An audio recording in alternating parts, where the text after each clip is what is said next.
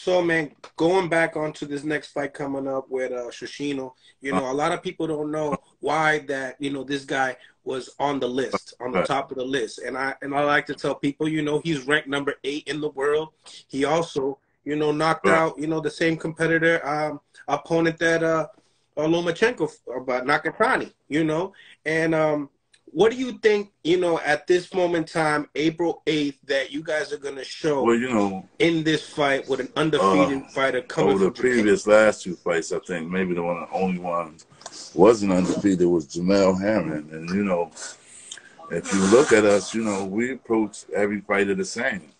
We look at every fight the same way. It's a championship fight. It's the best, we're going out to. So when we see this here guy, we see him as any other individual. Now, Shakur has his own take on each individual as ourselves, and I have my own take. So what we'll try to do is put these two takes together, and we'll form our game plan. So, him being where he fought from, we fought a couple of people from Japan already, and so for some reason, in my mind, I think particularly the way he punches, he has some kind of martial arts background, like particularly karate or some shit like that.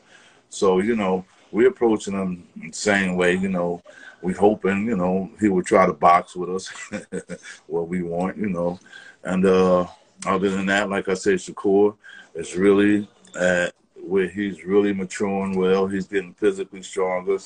He's getting physically faster. And, his intellect inside the ring grows every day, I think it grows faster than his hand speed sometimes, and those things he really work out. So I think, looking at this here fight, he's going to approach it the pretty much same way.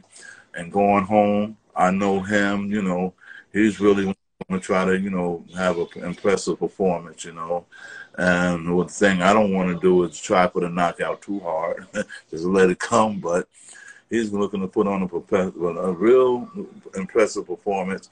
And his opponent, we're taking him very seriously. We know he punches hard. We see something, that, we can capitalize on, just like, we do is he may feel that he's seeing us. Because, the one thing nobody can really ever gauge for us or really emulate is our hand speed and our intellect inside the ring. So, we give him a chance like we give every other fighter. But our main plan is to go in there and hit him and not get hit. And if he's going to stand there catching like he's been doing, think he's going to counter, we're going to let him keep catching and we're going to keep pitching. We're not going to be there for him to counter back. So, with that game plan, looking for us to be in front of him or come straight at him, if he keep that type of game plan, I don't see it working.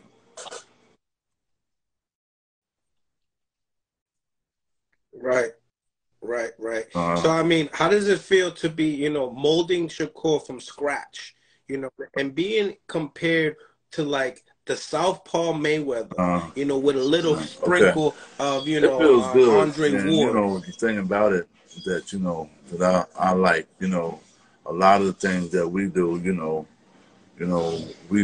I created myself, and, I taught him. And as I taught him, he's taken a lot, like locking jokers up and all this here kind of stuff.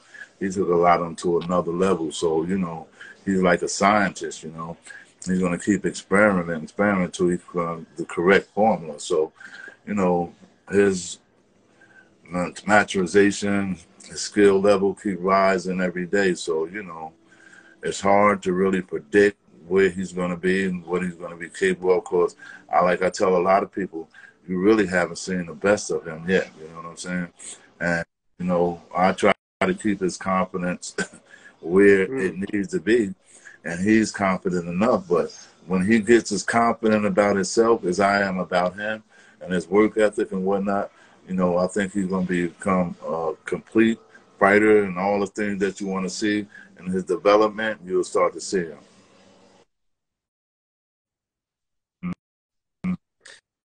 Absolutely, man. I'm talking to so many different coaches. One was Mustafa, saying that the bond and the connection that you guys have is like no other. It's hard to go against, that type of chemistry. And my main question is, is this your second time performing in your hometown in Newark? And How does it feel that, Well, you put a Newark on it your feels back good and about bringing that. But, boxing to your I city? think the best thing that I get out of it is not just bringing box to the city, but bringing hope to the city that, teaching every child that, if they really want something in life, that they can obtain it. You know what I'm saying? I think that's the biggest inspiration and aspirations I get out of it, letting them realize there's hope and chance as long as you have the will and the desire. Yeah, that's what I get most out of it. It's not the accolades and whatnot. In terms of accolades, right? Like, say, I have quite a few awards. Coach of the year, coach of that, coach of this time, outstanding coach here, outstanding coach here, USA Boxer of the Year, okay, the Olympic medal, ICOS award, and all that kind of stuff.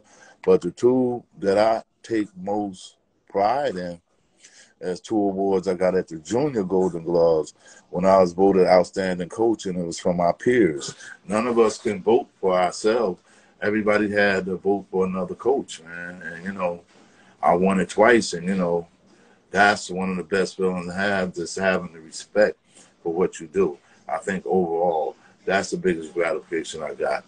The respect for the commitment that you have to your community, respect that you have giving back, and not leaving, not everybody knowing you didn't turn your back on the city. So those are the things I think that inspire me the most, and I get most.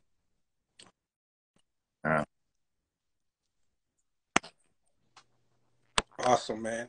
And double backing, man. We got Yeah, yeah. Shakur, and you guys seen Lomachenko a couple days ago, or like yesterday, and he Shakur asked him, when you fighting, champ, and he goes, Right, May, right, right. May 12th, and he got the whole number wrong. It was actually May 20th. Um, what was that like, coming back, seeing, Lomachenko come back, knowing that possibly, you might Right, be able right. to see him And that's when down in the line. I Shakur know was that you much guys smaller, much sparred younger, before. and not as well seasoned as he is now. So, look at him when I seen him, just the other day, he's really small. But the thing that I saw, with him is the same that I seen with him when he was looking at Rickendow. You know what I mean? It wasn't a problem when he fought Rickendow, when there was somewhat size disparity or the way it looked like everybody else thought. So, when he tell guys like Devin, oh, you look like heavyweight, and you look at Shakur, start looking from the feet up and down, giving that like you big, small, and I'm bigger than you, to put something in there, it's like somebody trying to plant a seed, Not that, this sort of skill one, it's for size one, because, he don't have to fight in this weight class. He can go back down and maybe even bulk up more, you know what I'm saying? So, I don't, a lot of times I look at stuff like that as planting a seed for an excuse, you know what I'm saying? Not saying that be it, but, it's a possibility, next thing like Oscar and Shakur Ford, later on, Oscar was saying I hit him with everything, couldn't budge him, and this, it wasn't that, It wasn't all of that, man. Shakur was just growing, and he's just naturally growing, and he's just getting naturally stronger. So now Lomachenko, when we looked at him, man, we all walked out with the same hypothesis. We said, this guy can't beat us. We know we hurt him to the body, but we were much smaller and much younger. So now, it'll be a wash. That's just my opinion. I respect him as an athlete. I respect his ring IQ, the things he's done in that ring. But, we've seen a lot of Ukrainian champions. We've seen Kazakhstanian champions, world champions, but they were amateur, but they were world champions. So we've seen a lot of the styles that they had to offer. So, nothing is, we're not worried about Lomachenko at all. I think, due to, I think my man Devin would have more to worry about than Shakur, because, when I was in the Worlds with Devin, Devin did very well with Orthodox fighters. What he had the most trouble with was the southpaws, So, that's just as one of his coaches, what I see. That's just my opinion, Let me not take nothing away from Devin. I'm not saying Devin had any flaws by any chance, because Devin was one of the hardest working athletes that were in camp with us. And beside that, he was the youngest, you know what I'm saying? And you got guys like X and Ruben. You got Alexis fighting up this evening. The kid from California, he was there. You had Kenny Sim. You had Erickson Lubin. You had a bunch of Charles Cromwell. You know, you had a lot. We had a real good camp. As a matter of fact, that group of guys, they were beating up the senior class, the elite class. So, it was pretty good. So. Mm-hmm. So talk to me, man. I mean, we all got to see the legendary, I call it legendary, but just one of those unique sparring matches with Devin and Shakur. I mean, my opinion, I started seeing Shakur kind of understanding, where Devin is at and definitely capitalizing on certain points, what I was looking at. But everybody says it was one of those masterpieces of sparring. What do you see yourself, I mean, Shakur and Devin, if they get to face, in the ring in their next fight? Because it seems like Top Rank is trying to set that up after this fight with Lomachenko. It will settle a lot of things out there because, I first met Devin when he was about 13 years old. And he came to spar. His dad brought him to spar with us in my gym in Elite Heat in Newark. And after the sparring, Dev's dad paid Shakur like $100. Like, hey, so you know what I'm saying? So after that, they be getting to talk and come up more frequently sparring. And then we got to the world tournament, the fight for the world tournament. And I coached Dev in that tournament. And he won the tournament. And next thing you know, he was on the team along with Shakur and I. And he was one of the fighters that I coached personally for the next few years. He, Charles Cornwell, and Shakur. And I did the big kid, the Monty Rock. And I did Jahira Gonzalez for her last world championship when I was there. Those are the ones that were directly under me. So, believe it or not, except for the one kid, they the ones still undefeated too. Oh, when you think about it, right. Oh, let me stop. But yeah, it was, they began a real friendship. Shakur has gone down to Vegas and spent some weeks with his grandmother and his aunt and uncles. They have amazing, great family, man. They're really nice people. I haven't seen anybody as nice. Bill and I have a great relationship, always did, and respectful relationship, So, a fight like that, to be honest with you, will probably come down the line and the highlights of their careers, you know what I mean? I can say, anything can happen because I'm going to tell you right now, Shakur will fight anybody for a title. He don't care. Take what because, yeah. You have it would just be easy to be able to get it all in one shot. If you want to fight this guy, that's going to be it. Because, it's not because of who they are, because this is what we do. You know what I mean? And Shakur's goal is out there to fight the best and to be the best. So, like I said, this is a part of his legacy, taking these kind of fights and stepping up and fighting those fights. If you look at our record, and look at the records that all them guys compiled against, you'll see that all our fighters have less losses than all them combined. Huh? So, it's not like, we're not trying to, you see, we came out the gun fighting, 6-rounders? Huh? From the rip. We didn't start around with 4-rounders. So, we tried to still today, Shakur came out saying that he would like to fight the Oscar Valdez's and all of them at an early point. You know what I mean? And what they started to do, instead of giving us the opponent we desired, they put the opponents that they didn't want in front of us. So he's done his job, and I think, he got the right to fight, the people who they need for him to fight for him to become the superstar that he wants to become, you know what I mean? And say that he is, you know what I mean? Like I said, everything now, if he keep doing what he's doing now, everything is part of his legacy. And everything will take care of itself, That's why I try to keep them well focused that it's not about the accolades. It's about you fighting what you do and you coming out of this thing healthy, safe, you know what I'm saying? So, a sport like anything else. When you look at the reality, man, Right. they treat our kids and athletes just like cattle. They herd them in, they herd them out. One loss, you may be here. One loss, you may be out. You know what I'm saying? So, nothing is guaranteed for them guys. So, they got to give it everything they can when they're here. And so I don't discredit anybody for really trying to hype themselves up and try to get where they need to go to be as comfortable as they need to be in life and for their family, man.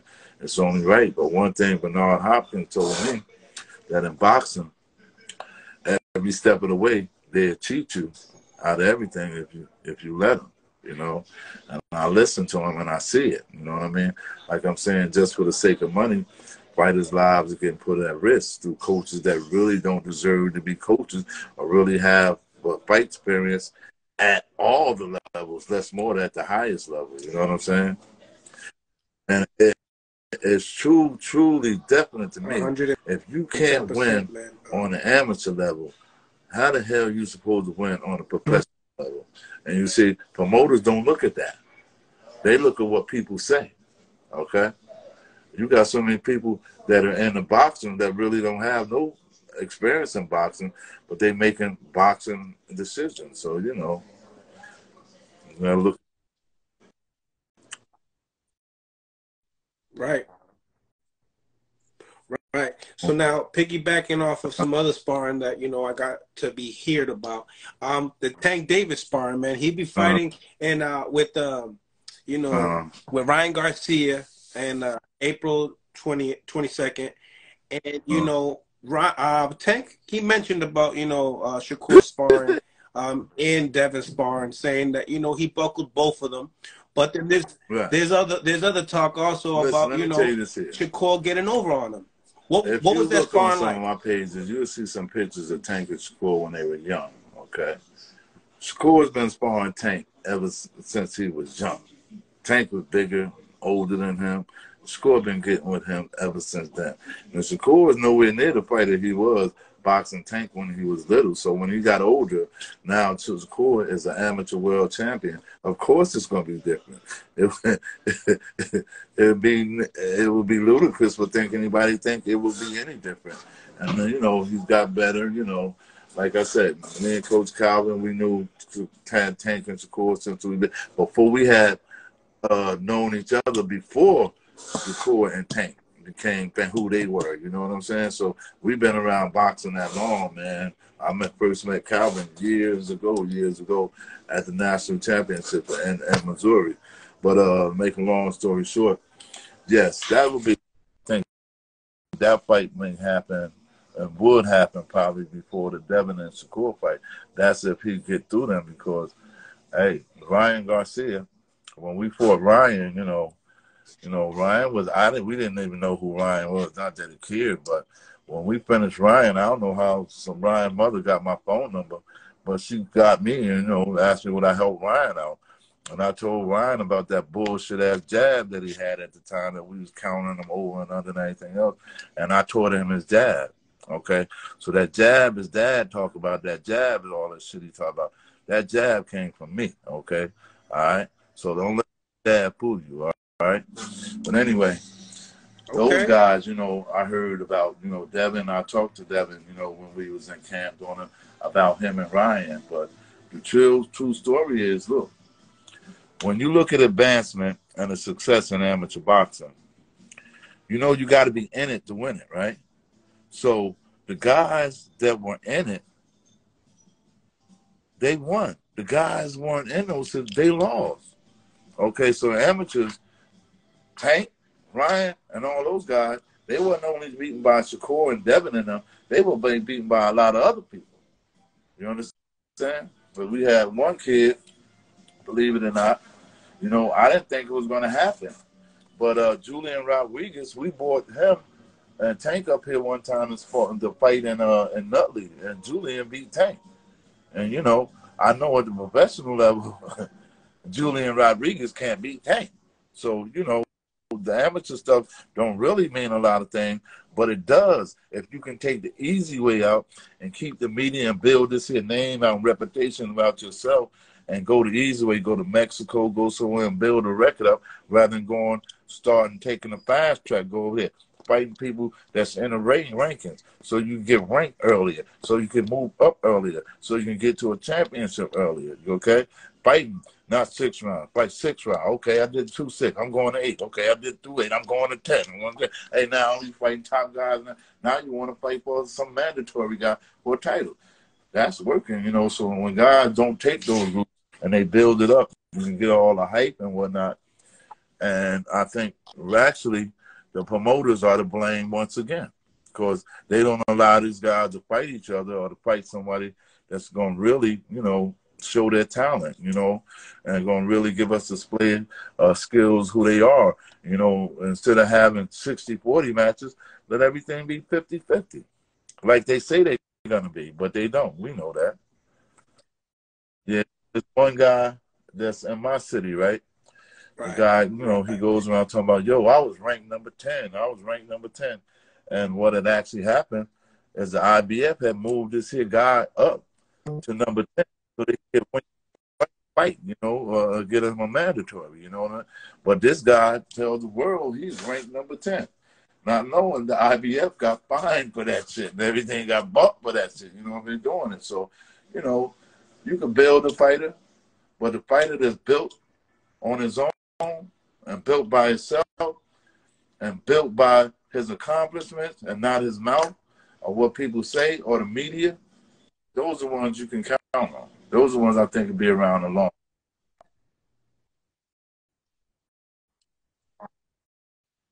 Absolutely, man. Absolutely. And like I said, you know, like I've talking to hundreds of fighters that, you know, talked about, you know, who do they think is the best 135 pounder? A lot of guys that shared the ring with Shakur, Tank, and Haney, they all say the same thing, that Shakur was definitely the best out of them. You know, I've got the pleasure to speak with you now, speak with, you know, Bill Haney and Calvin, and I keep the same energy. I'm not gonna lie to you. I'm Team Shakur in this wave, and I do believe that down the line, I do think that they talk about this mega fight with Tank and Ryan, but my mega fight in boxing is going to be Tank and you know, Shakur Stevenson, due to the fact of the star power that they're going to grow with time, you know what I'm saying? But yeah, and I can definitely see what you mean about, you know, Devin Haney and Shakur thing we down can the line, really say is the two survivors who be there at the end. You know what I'm saying?